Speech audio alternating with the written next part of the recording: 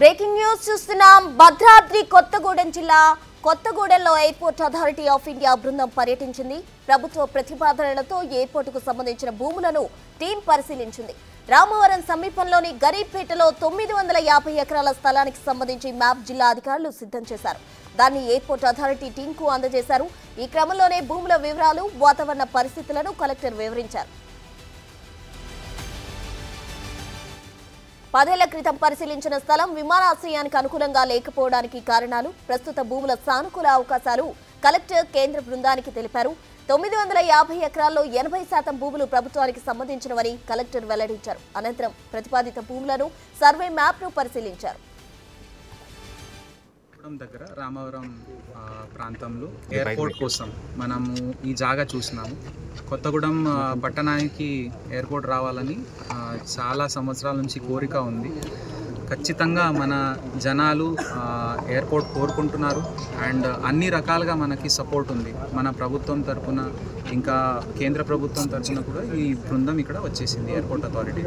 So ఇప్పుడు ఈ దశలో ఏం చూస్తున్నారంటే ఈ జాగా, ఈ స్థలం మనం ఏదైతే చూపిస్తున్నామో దాంట్లో గుట్టలు ఉన్నాయా, రాళ్ళు రప్పలు ఉన్నాయా, అది ఒక ప్రీ ఫిజిబిలిటీ అంటారు దానికి. అంటే ముందు ఒక ప్రైమా ఫేసీగా ఫస్ట్ నజర్లో చూస్తే ఇది సాధ్యం అవుతుందా అది చూడడానికి టీం అనేది వచ్చింది.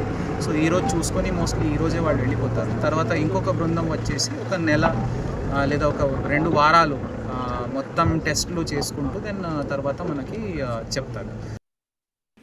పాత సైటు అనుకూలంగా లేదని ఉద్దేశంతో కొత్త సైటు మన కలెక్టర్ గారు సెలెక్ట్ చేసి చూపటం అయింది. దాని గురించి వీరు సర్వే చేసి దీన్ని పూర్తి స్థాయిగా ఎగ్జామిన్ చేసి ప్రపోజల్ పంపడానికి వీళ్ళు వాళ్ళ సిబ్బంది మొత్తం వచ్చారు.